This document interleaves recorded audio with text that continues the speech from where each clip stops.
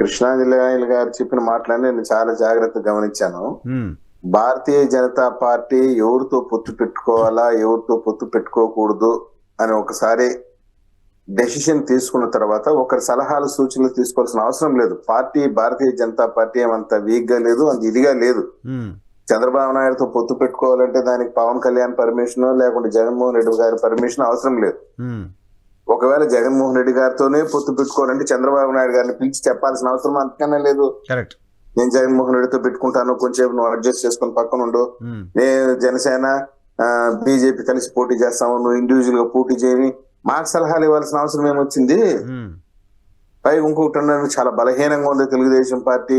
ఒంటరిగా పోటీ చేసే గెలిచే పరిస్థితి లేదు, జెండా ఎత్తుకొని రోడ్డు పైకి వచ్చే పరిస్థితి కూడా లేదని చెప్పేసి ఉమ్, 42 సంవత్సరాలుగా ఇటువంటి పోరాటాలు మాకు కొత్త ఏం కాదు. ఉమ్, 42 సంవత్సరాలు చేస్తున్న యుద్ధమే ఇది. ఉమ్, తెలుగుదేశం పార్టీ అధికారాన్ని చూసింది, ప్రతిపక్షాన్ని చూసింది, ఇబ్బందుల్ని చూసింది, చీలికల్ని చూసింది. ఇవన్నీ చూసిన పార్టీయే కదా, ఇది కొత్తదేం కాదు కదా. ఎన్ని చూసిన తెలుగుదేశం పార్టీ 1% ఓటింగ్ కూడా లేని భారతీయ జనతా పార్టీ కోసం ఎందుకు వెళ్తోంది అనేది పాయింట్. ఇప్పుడు ఒక విషయం సార్, గత ఎన్నికల్లో భారతీయ జనతా పార్టీ బలం 1%, ఆ తర్వాత ఏం పెరిగి ఉండొచ్చేమో, పెరిగిందా? పెరుగుతుంది ఆంధ్రప్రదేశ్ లో. ఇప్పుడు how can we come to a conclusion? చెప్పండి. జనసేన బలం పెరిగింది అంటారు, ఒప్పుకుందాం. టీడీపీ బలం పెరిగింది అంటారు, ఒప్పుకుందాం. బీజేపీ బలం పెరిగిందంటే ఒకటి ఇప్పుడు నా బలం పెరిగిందా లేదా అని చెప్పి ఎప్పుడు తెలుస్తుంది, ఎట్లా తెలుస్తుంది? What is the parameter? Polling booth లోకి పోయి పోలింగ్ అయిన తర్వాత తెలుస్తుంది నా బలం పెరిగింది లేదని. ఈ లోపలనే మనం స్పెక్యులేషన్స్ అని చేయలేం కదా. సరే, నేను ఒకటైతే చెప్తున్నా, సార్ జర్నలిస్టులుగా పత్రికలుగా వాళ్ళకు ఉన్నటువంటి అపరిమితమైన స్వేచ్ఛని దృష్టిలో పెట్టుకుని అడ్డం పెట్టుకుని ఏదైనా రాస్తారు, ఏదైనా మాట్లాడతారు. వాటన్నిటిపైన కూడా మనం కెనాట్ మేక్ అన్నెసెసరీ కామెంట్స్ కాదు కదా. ఇప్పుడు ఒక విషయం చెప్తాను, మా పార్టీ అధ్యక్ష స్థానంలో ఉన్నటువంటి అచ్చెన్నాయుడు గారి ఈ పొత్తుల పైన కామెంట్ చేయడానికి హీ టుక్ టైం. తొందరపడటం లేదు ఆయన. Why? Because the dialogue was between Chandrababu Naidu garu and Amit Shah G. ఒక ఉన్నతమైన స్థానంలో డైలాగ్ జరిగింది, చర్చ జరిగింది. అది ఇంకా కూడా ఇప్పుడు కొన్ని రాజకీయ కారణాలు కావచ్చు, కొన్ని సీక్రసీ మెయింటైన్ చేయడం అవసరం కావచ్చు, ఇంకా వాళ్ళు ఏం ప్రకటన చేయలేదు. ఈ లోపల ఎవరు కావాల్సిన వాళ్ళకి రాస్తారు. కొందరు అనలిస్టులు తెలుగుదేశం పార్టీ నాయకులకు జెండాలు ఎత్తుకుని రోడ్డుపై కావాలని తెలుగుదేశం పార్టీ కోరుకుంటోంది, అది నిజం సార్. ఇప్పుడు తెలుగుదేశం పార్టీ పొత్తు కోరుకుంటుందా, భారతీయ జనతా పార్టీ పొత్తు కోరుకుంటుందా? It's political aspect. రాజకీయ కారణాలు మా లాభం కూడా ఉండొచ్చు. రాజకీయాలలో అల్టిమేట్ గా పవర్ క్యాప్చర్ చేయటం చాలా ముఖ్యము. సిద్ధాంతాల పేరుతో చేతగానితనంగా ఉండటం పని లేదు. సిద్ధాంతం ఎంత అవసరమో పవర్ క్యాప్చర్ చేసి ప్రజలకు సేవ చేయడం కూడా అంతే ముఖ్యము. అది చాలా ముఖ్యమైన. కాకుంటే భారతీయ జనతా పార్టీకి పొత్తులు ఎవరితో పెట్టుకోవాలి, ఎవరితో పెట్టుకోకూడదని దిశానిర్దేశం చేసే పరిస్థితుల్లో ఏ రీజనల్ పార్టీ లేదు. Why? Because party is very strong, బలంగా ఉంది. ఇప్పుడు వారు చెప్పినట్టు నేను చంద్రబాబు నాయుడుతో పొత్తు పెట్టుకుంటాను కాబట్టి నువ్వు కాస్త ఓర్చుకో అని చెప్పి జగన్మోహన్ రెడ్డి గారిని పిలిచి చెప్పాల్సిన అవసరము వాళ్ళకి లేదు. చంద్రబాబు గారిని పిలిపించి నేను జగన్ తో కొంచెం బ్యాక్ డోర్ పొత్తు పెట్టుకుంటాను, నువ్వు కొంచెం చూసి చూడనట్టు పోబ్బా అని చెప్పే పరిస్థితి అంతకన్నా లేదు. పవన్ కళ్యాణ్ గారిని పిలిచి నేను ఇద్దరు కలిసిపోతాము, చంద్రబాబు నాయుడుతో నేను మాట్లాడతాను, మన ఇద్దరు ఉందాము అని చెప్పాల్సిన అవసరం అంతకన్నా లేదు. కాబట్టి నేనేం చెప్తున్నంటే, ఆన్ దిస్ ప్లాట్ఫామ్ రియాలిటీ మాట్లాడుకుందాం. ఎందుకంటే ఇది రియాలిటీ చెక్, ఇది రియాలిటీగా మాట్లాడుకుందాం. Bharatiya Janata Party is very strong in the nation as on date and as on now. ఇదే విధంగా కొనసాగించవచ్చు. తెలుగుదేశం పార్టీ కూడా కేంద్ర ప్రభుత్వం యొక్క మద్దతు irrespective of their vote share, వాళ్ళ ఓట్ షేర్ ఎంత ఉంది ఏదైనా దాన్ని పక్కన పెట్టేస్తే అవసరం అవుతుంది. ఎందుకంటే రాష్ట్రాన్ని ఫస్ట్ కాపాడుకోవాలి. తీసుకోండి ప్రసాద్ గారు. సో క్విక్ గా 2 క్వశ్చన్స్ అడుగుతాను, తీసుకోండి ప్లీజ్. భారతీయ జనతా పార్టీ బలం పెరిగి ఉంటుందని తెలుగుదేశం పార్టీ భావిస్తోంది, కలిసి వెళ్తే బాగుంటుంది అనుకుంటుంది. ఇంతవరకు ఓకేగా? పొత్తులకు సంబంధించిన అంశం పైన చర్చలు కొనసాగుతూ ఉన్నాయి, క్లారిటీ రాలేదు. ఇంకా క్లారిటీ వచ్చిన తర్వాత స్పందిస్తారు, right? 100%. Yes, you are absolutely correct. Right. The dialogue has not yet completed. Okay. ఇప్పుడు పొత్తులు అనేది ఒక రోజుతో పోయి కూర్చొని వచ్చేది నీకు ఇదేమి తొక్కుడు పిల్ల ఆట కాదు కదా. సమస్య ఎక్కడ వస్తుందంటే సరే కంక్లూజన్ సమస్య ఎక్కడ వస్తుందంటే ఆయన పిలిచి మాట్లాడారంటే అయిపోయింది, బీజేపీ వచ్చేసింది, టీడీపీతో వైసీపీ పని అయిపోయిందని మొదలుపెట్టి డబ్బా కొట్టే ఒక సెక్షన్ ఆఫ్ మీడియా తెలుగుదేశం పార్టీకి భారతీయ జనతా పార్టీకి మధ్య అన్నెసరీగా ఇష్యూస్ ని క్రియేట్ చేస్తుందని నేను బిలీవ్ చేస్తున్నాను. బిలీవ్ చేసి చెప్పాను. ఏం అవసరం వచ్చిందండి బలవంతంగా ఆయనే ఫోన్ చేశారని చెప్పాల్సిన అవసరం వచ్చింది, తప్పనిసరి చెప్పాల్సిన అవసరం వచ్చింది. ఇప్పుడు మీడియా వాళ్ళు వాళ్ళకి ఎట్లా కావచ్చు వాళ్ళు ఊహ కందిన విధంగా రాస్తారు.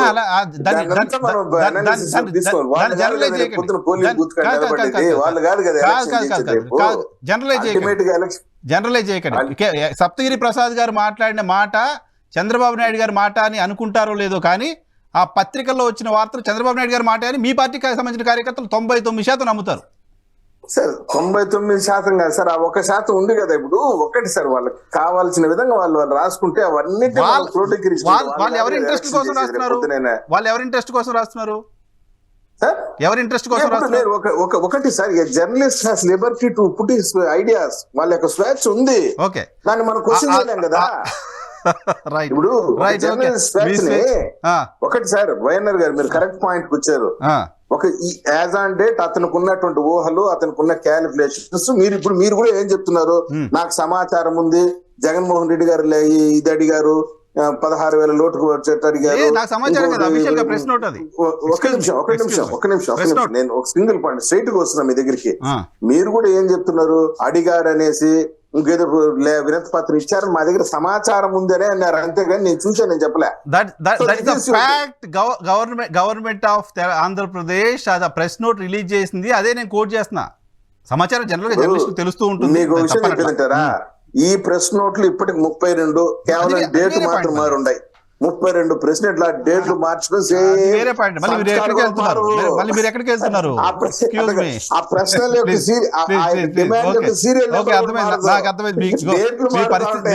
మీ పరిస్థితి ఏంటో నాకు అర్థమైంది. Okay, I can understand. Srinivas Reddy గారు ఏంటి, ఎప్పుడు చేరుతున్నారు ఎన్డీఏలో? కృష్ణరాజు గారు ఏదో కొత్త పాయింట్ చెప్పారు. వైఎన్ఆర్ గారు ముందుగా మీకు అభినందనలు అండి. ఎందుకంటే సార్ ఇంత సుహృద్భావంగా ఇంత చక్కగా ప్రతి పార్టీ ప్రతినిధిని మాట్లాడించగలగడం అనేది మీ యొక్క మానిటరింగ్ కి జయజయలు పలుకుతున్నా. Thank you. ఎందుకంటే సప్తగిరి ప్రసాద్ గారు చాలా డిప్లొమాటిక్ గా, చాలా సిస్టమేటిక్ గా ఈ రోజు ప్రెజెంటేషన్ ఇస్తున్నారు. చాలా ఆయన కూడా అభినందనలు తెలియజేస్తారు. నేనేమంటానంటే ఈ రోజున ఆంధ్రప్రదేశ్ రాష్ట్రానికి సంబంధించి ఈ బండ్లు ఓడలు బండ్లు అవుతాయి అంటారు చూసారా. 2014 ఎన్నికలకు సంబంధించి ఎన్నికల సమయంలో ఓడలుగా ఉన్నటువంటి తెలుగుదేశం, భారతీయ జనతా పార్టీలు ఇద్దరు ప్రతినిధులు ఉన్నారు కాబట్టి చెబుతున్నా. ఆ రెండు కూడా ఇప్పుడు బండ్లుగా మారిపోయినాయి ఆంధ్రప్రదేశ్ రాష్ట్రానికి సంబంధించి. ఎందుకు నేను ఈ మాట అంటున్నానంటే, ఆ రోజున 2019 ఎన్నికల సమయంలో దేశం కోసం కాంగ్రెస్ తో పొత్తు పెట్టుకున్నామన్న స్థితికి దిగజారింది తెలుగుదేశం పార్టీ. ఈ రోజున అదే తెలుగుదేశం పార్టీ తన స్థాయిని జాతీయ స్థాయి నుంచి డౌన్ చేసుకొని రాష్ట్ర స్థాయికి వచ్చి రాష్ట్రం కోసం అంటుంది. రాష్ట్రం కోసం అందరిని కలుపుకోవాలి, వాళ్ళని కలుపుకోవాలి, వీళ్ళని కలుపుకోవాలి, రాష్ట్రాన్ని కాపాడుకోవాలని చెప్పేసి స్థాయికి, అంటే ఆ ఓడ కాస్త బండిగా మారిపోయింది. అదే విధంగా పవన్ కళ్యాణ్ గారు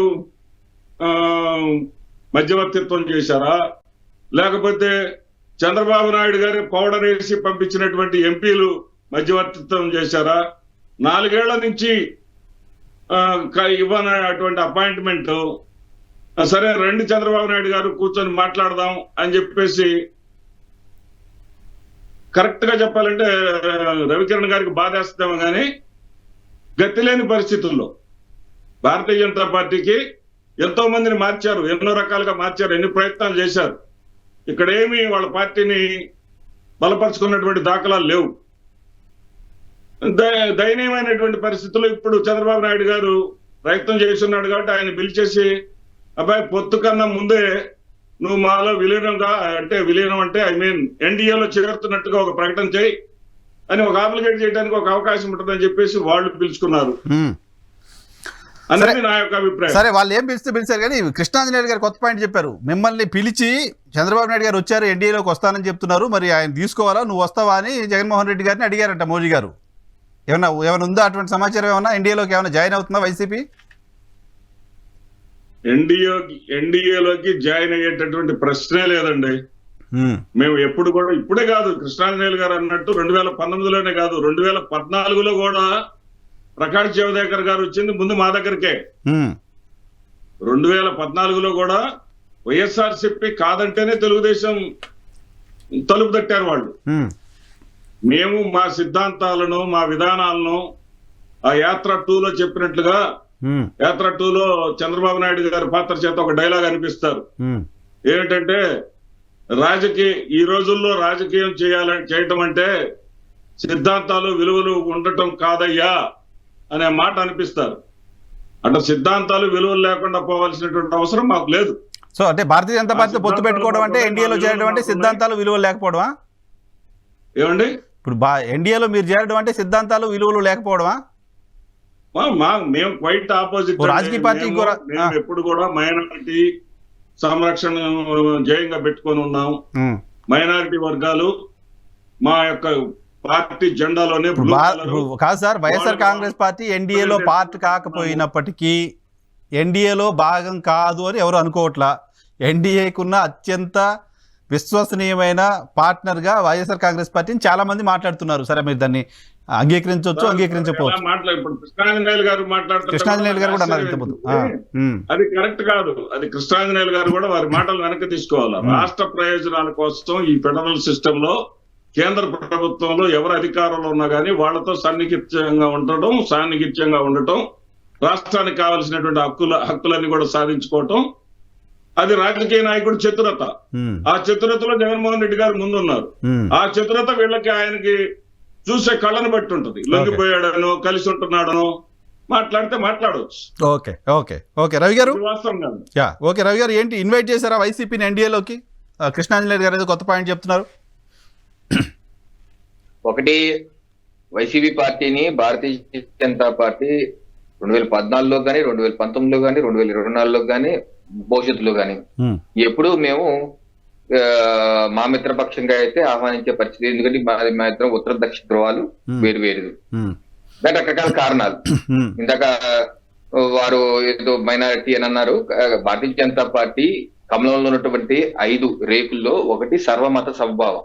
అన్ని మతాలకి సమానమైనటువంటి భావంతో చూసే పార్టీ భారతీయ జనతా పార్టీ. అయితే వైసీపీ ప్రభుత్వం మనం సరే చర్చ వేరే అవుతుంది. నేను కాదు ఏంటి ఇప్పుడు పార్టీగా మీరు వైసీపీతో అసలు పొత్తు పెట్టుకునే ఆలోచన, అటువంటి అసలు సిద్ధాంతాలే మ్యాచ్ అవ్వవా? కాదు, ఎందుకంటే వీళ్ళు ఈ వైసీపీ ప్రభుత్వం చూశారు కదా, 250 పై చిలుకు దేవాలయాల మీద దాడులు చేసి అది కాదు మీరు కోట్ చేస్తుంది 2014లో గవర్నమెంట్ లో లేరు. వీళ్ళ యొక్క ఎజెండా వేరు. కాదు 2014లో గవర్నమెంట్ లో లేరు, అప్పుడు మేము పిలవమని చెప్తున్నారు. 2019లో ప్రభుత్వంలో ఇంకా అప్పటికి రాలా, అప్పుడు పిలవమని చెప్తున్నారు. సరే, ఇప్పుడంటే మీరు సిలువలు గుళ్ళు ఏమైనా మాట్లాడొచ్చు, అప్పుడు కూడా మేము పిలవమని చెప్పారంటే ఏంటి? అసలు వైసీపీని అసలు పూర్తిగా దూరం పెడుతున్నారా? ఏ రీజన్ తో? వైసీపీ బేసు ఎవరినైతే అంతర్గతంగా కూడా ఎవరినైతే వాళ్ళు మతం సంబంధించి, క్రిస్టియన్ సంబంధించి మత మార్పిడి చేసుకున్న ఆ టీమ్ తో ట్రావెల్ చేసినటువంటి పార్టీ అది. జమ్మూ కాశ్మీర్ కు సంబంధించిన జమ్మూ కాశ్మీర్ లో నేషనల్ కాన్ఫరెన్స్ తో పొత్తు పెట్టుకోవడానికి, కలిసి ప్రభుత్వాన్ని ఏర్పాటు చేయడానికి లేని ఇబ్బంది వైఎస్ఆర్ కాంగ్రెస్ పార్టీతో ఎందుకు వస్తుంది భారతీయ జనతా పార్టీకి? అలాగే మనం ప్రత్యక్షంగా చూసాం కదా ఏ రకంగా చేశారన్నది. వైసీపీ పార్టీ వాళ్ళ ఆలోచన ఏంటి, ప్రభుత్వం వచ్చాక ఏం చేశారని చూసాం. సరే, ఆ చర్చలోకి మీరు ఇన్వైట్ చేయలేదు. మాట్లాడదాము. మీరు ఇన్వైట్ చేయలేదు ఏంటంటే చెప్పండి, ఏంటి మీ ప్రశ్న? మీరు ఇన్వైట్ చేయలేదు అంతేనా? మీరు చెప్పదలుచుకుంది. మేమైతే ఇన్వైట్ చేయలేదు. ఒకటి. 2, ప్రభుత్వాలుగా వైసీపీ బీజేపీ పార్టీలు పక్కన పెట్టండి, పార్టీలు ఇప్పుడు లేదు, కానీ ప్రభుత్వాలుగా సమాఖ్య స్ఫూర్తి పనిచేయాల్సిన అవసరం ఎవరికైనా ఉంటుంది. రైట్. దేనికి? అక్కడ ప్రజల కోసమే కదా. 2, చట్టసభల్లో తీసుకొచ్చి బిల్లు ఆ బిల్లులో ఆ యొక్క చట్టసభల్లో ప్రార్థించబోసినటువంటి రాజకీయ పక్షాలు ఏదో ఒక స్టాండ్ తీసుకోవాలి. ఎస్ఓ నోవో వాకౌట్. ఎందుకంటే ప్రజల యొక్క ప్రతినిధులుగా పార్లమెంట్ లో ఉన్నప్పుడు ఆ యొక్క చట్టం మీద చట్టసభల్లో చట్టాలు చేసేటప్పుడు చెప్పాలి కదా. కొన్నిట్లో వాళ్ళు ఎస్ అన్నారు, కొన్నిట్లో నో అన్నారు, అందరూ ఉన్నారు. దాంట్లో టీడీపీ కూడా ఉంది. టీడీపీ అయితే మహానాడులోనే 21 మే 2001 కేంద్రానికి మద్దతు అని చెప్పేసి మహానాడులో తీర్మానం చేశారు. చాలా బిల్స్ సపోర్ట్ చేశారులేండి వాళ్ళు కూడా. నేను అంటున్నాను కాంగ్రెస్ పార్టీ కూడా ఇటీవల ఉమెన్ రిజర్వేషన్ పై మద్దతు ఇచ్చింది. సో చట్టసభల్లో చట్టాలకి మద్దతు ఇచ్చినంత మాత్రాన ఆళ్ళు కలిసిపోయారు అనుకుంటాం. అలాగే రాష్ట్రపతి ఉపరాష్ట్రపతి ఎన్నికల్లో కూడా టీడీపీ, వైసీపీ, జేఎంఎం, అలాగే బీజేడీ ఒక్క ఆంధ్రప్రదేశ్ రాష్ట్రంలో 100కి 100 ఓట్లు పడ్డాయి రాష్ట్రపతి ఎలక్షన్ లో. Only single Andhra Pradesh. ఎందుకంటే ఆ క్యాండిడేట్ అటువంటి కదా, ఆ క్యాండిడేట్ కి మనం కొంచెం అందరూ సపోర్ట్ చేసేది, దాన్ని స్వాగతించేది కదా. మనం సపోర్ట్ ఉంది. ఒక ఎస్టీ మహిళని దశాబ్దాల తర్వాత పెడుతుంటే సమర్థిస్తే మన మంచి విషయమే కదా. తుచ్చమైన రాజకీయాలు కాకుండా ఇటువంటి సామాజిక మార్పు కోరుకునే ఒక క్యాండిడేట్ తీసుకొచ్చారని చెప్పి అందరూ స్వాగతించారు. ఒకటి. రెండు, బీజేపీ లేదే ఒక 2 నిమిషాలు, బీజేపీ లేదే ఎన్నికలు చేయలేవని చెప్పి ఒక వాదన వస్తుంది. భారతీయ జనతా పార్టీ దశాబ్ద కాలంగా కేంద్రంలో అధికారంలో ఉంది. అనేక రాష్ట్రాల్లో ఎన్నికలు జరిగాయి. అనేక రాష్ట్రాలు మేము ఓడిపోయాం కూడా. రీసెంట్ గా తెలంగాణ రాష్ట్రంలో ఓడిపోలేదా, కర్ణాటక రాష్ట్రంలో? అంటే భారతీయ జనతా పార్టీ ఉండి ఎన్నికలు చేసేది మీ తెలంగాణలో ఎందుకు ఓడిపోతావు, కర్ణాటక ఎందుకు ఓడిపోతావు? ఎన్నికలు ఓట్లు చేసేది ప్రజలు గాని అది కేంద్ర ప్రభుత్వాలు కాదు కదా. అంటే ఇక్కడ వ్యవస్థల్ని రాష్ట్ర ప్రభుత్వం పూర్తిగా తమ కంట్రోల్లో పెట్టుకుంటోంది. కేంద్రంలో అధికారంలో ఉన్న పార్టీ మాతో ఉంటే కొంచెం ఆ వ్యవస్థల పైన వైసీపీ పెత్తనం తగ్గుతుంది అనే ఆలోచన ఎక్స్ప్రెస్ చేస్తున్నారు టీడీపీ. మరి తెలంగాణ చూసాం కదా సార్, ఇప్పుడే రీసెంట్ గా ఫ్రెష్ గా మెమరీలో ఉంది కదా. అందరికీ సపోర్ట్ గా కేసీఆర్ గారు అధికారం అంతా 10 ఏళ్ల పాటు ఉన్నారు. 10 ఏళ్ళు అంటే వ్యవస్థలో నూరిగిపోయారు, నూరిగిపోయారు. మరి ఎలాగ భారతీయ జనతా పార్టీకి ఎన్ని వచ్చే, మాకు 7% నుంచి 14% పెరిగాం. ఏం చేయగలిగాం? మాకేం పెరిగిందా? పెద్దగా పెరగలేదు కదా. నిజంగా మేము ఎలక్షన్ కాంగ్రెస్ ఎలా గెలిచింది మరి అక్కడ. అలాగే కర్ణాటక ఉంది. సో ఇన్ని ఏంటంటే ఒక మనో దుర్బలం కూడా అనుకోవచ్చు. కొన్ని రాజకీయ పక్షాలకు ఎలా ఉంటుందంటే ఫీలింగ్ చేయలేని ఫీలింగ్ ఏమో కానీ వాస్తవానికైతే అది విరుద్ధం కాదు సార్. ఒక ఆస్పెక్ట్ లో మిమ్మల్ని రెస్క్యూ అడుగుతున్నారు వాళ్ళు, అంతే. ఇంకోటి, భారతీయ జనతా పార్టీ బలం పెరిగిందా తగ్గిందా అని చర్చ వచ్చింది. చెప్పి ముగిస్తాను. ఇప్పుడు ఇటీవల 4 సంవత్సరాలుగా జరిగిన రాష్ట్రంలో వివిధ ఎన్నికలు జరిగాయి. స్థానిక ఎన్నికలు జరిగాయి, ఎమ్మెల్సీ ఎన్నికలు జరిగాయి, ఉప ఎన్నికలు జరిగాయి. స్థానిక ఎన్నికల్లో అయితే మా పర్సెంటేజ్ 7%, 8% వచ్చింది. ఆ తర్వాత ఉప ఎన్నికల్లో అయితే 15% వరకు వెళ్ళాం. ఆ తర్వాత ఎమ్మెల్సీ, గ్రాడ్యుయేట్ ఎమ్మెల్సీ ఎన్నికలకి 5% వరకు వచ్చింది. సో భారతీయ జనతా పార్టీ బలం అయితే 2014 నుంచి ఇప్పటి వరకు అయితే ఓటింగ్ శాతంలో పెరిగింది. అది మన కళ్ళ ముందు కనబడుతుంది. వైఎల్ఆర్ గారు ఓకే రైట్ సార్. ఒక స్పష్టత ఏం కనపడుతుంది అంటే 2019 ఎన్నికల్లో 0.87% ఉన్నటువంటి ఓట్లు ఉన్నటువంటి ఆంధ్రప్రదేశ్ రాజకీయాల్లో బీజేపీ ఈ రోజున బీజేపీతో మాకు మంచి సంబంధాలు ఉన్నాయని అన్ని రాజకీయ పార్టీలు చెప్పుకునేటువంటి పరిస్థితి ఈ రోజున ఆంధ్రప్రదేశ్ రాజకీయాల్లో ఉన్నాయి. తెలుగుదేశము పొత్తు కోసం ప్రయత్నం చేస్తుంది, జనసేన పొత్తులో ఉంది. మీరు గమనించండి, ఈ రాష్ట్ర ముఖ్యమంత్రిగా ఉన్నటువంటి జగన్మోహన్ రెడ్డి మేము బీజేపీ ప్రభుత్వంతో మంచి రిలేషన్షిప్ కలిగి ఉన్నామని చెప్పడానికి ఎక్కడా కూడా సంశయించటం లేదండి. ఆయన బహిరంగంగా మొన్న ఇండియా టుడే కంక్లేవ్ లో కూడా చాలా స్పష్టత ఇచ్చారు. మేము కేంద్ర ప్రభుత్వంతో చాలా సఖ్యతతో ఉన్నామంటే బీజేపీ ప్రభుత్వం అయినా పార్టీ అయినా 2 ఒకటే కదండి. ఈ రోజున వెళ్ళారు, ప్రధానమంత్రితో మాట్లాడారు, ఆ పక్కనే ఉన్నారు అమిత్ షా మాట్లాడారు. మరి వాళ్ళు ప్రభుత్వంలో ఉన్నారు కాబట్టి మురళీధరన్ కూడా అక్కడే ఉన్నారు కదా, పార్టీ ప్రతినిధి కూడా. కాదు సార్, పార్టీలు అలా మాట్లాడొచ్చు కానీ మీరు నేను అలా మాట్లాడలేదు. ప్రభుత్వాల మధ్య సంబంధాలు కానీ చూద్దాం. ఒకే ఉంటే రాజకీయపరమైన సంబంధాలు ఉంటాయి కానీ ప్రభుత్వాల మధ్య సంబంధాలు కానీ ఇంతకుముందు రవి గారు కోట్ చేసినట్టుగా రేవంత్ రెడ్డి గారు వెళ్ళిన సందర్భంలో మోడీ గారు మాట్లాడిన మాటలు, ఆ తర్వాత ఆయన బయటకు వచ్చింది. ఇక్కడ కాంగ్రెస్ సీఎం, భారతీయ జనతా పార్టీ పీఎం. సార్ మీరు వైఎన్ఆర్ గారు, నేనేమంటానంటే రేవంత్ రెడ్డి వెళ్ళి ప్రధానమంత్రితో మాట్లాడిన దాంట్లో కూడా ఎంతో కొంత పర్సెంటేజ్ రాజకీయం ఉంది అని నేను అంటాను. వాళ్ళిద్దరు రాజకీయం మాట్లాడుకుంటారు, వాళ్ళిద్దరు రాజకీయ నాయకులు, 2 పార్టీలకు సంబంధించినటువంటి వేరు వాళ్ళు కాదంటాం లేదు. ప్రభుత్వాలు 2 వేరు కానీ రాజకీయం కూడా ఉంటుంది. మనం తెలంగాణలో మేము బీఆర్ఎస్ ని రాజకీయంగా చంపేయడం కోసం మీరు మాకేమైనా సహకరిస్తారా, మేము కూడా మీకు సహకరిస్తాం రాష్ట్రంలో అని మాట్లాడుకోరు కూడా ఉండొచ్చు అని నేను అంటాను. ఎందుకు ఉండకూడదు? ఇప్పుడు బీఆర్ఎస్ పోతేనే రేపొద్దున అక్కడ ఆ ప్లేస్ లోకి బీజేపీ రావచ్చు అని ప్రయత్నం చేసినారు ఖచ్చితంగా ఉంటుంది. ఆంధ్రప్రదేశ్ లో బీజేపీకి ఎదగాలి అని అంటే ఆంధ్రప్రదేశ్ లో తెలుగుదేశం పార్టీని రాజకీయంగా సమాజాలనేటువంటి ఒక పక్కా ప్రణాళిక ఈ రోజున బీజేపీ దగ్గర ఉంది.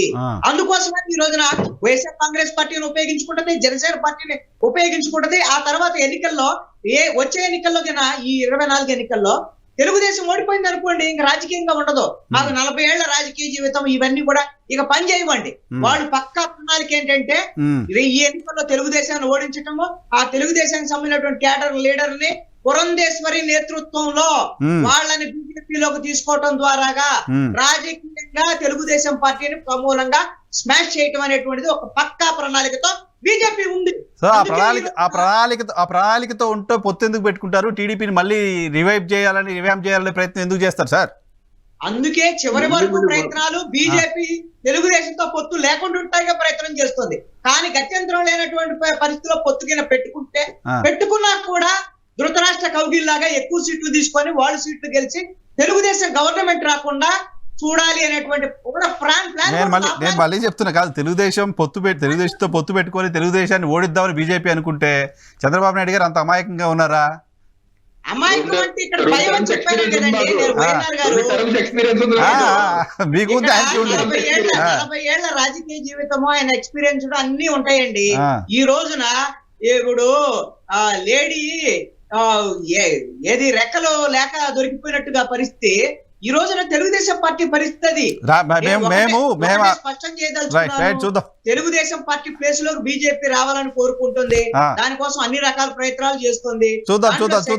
ఓకే, మీ పర్సెప్షన్ అది. Okay, thank you very much.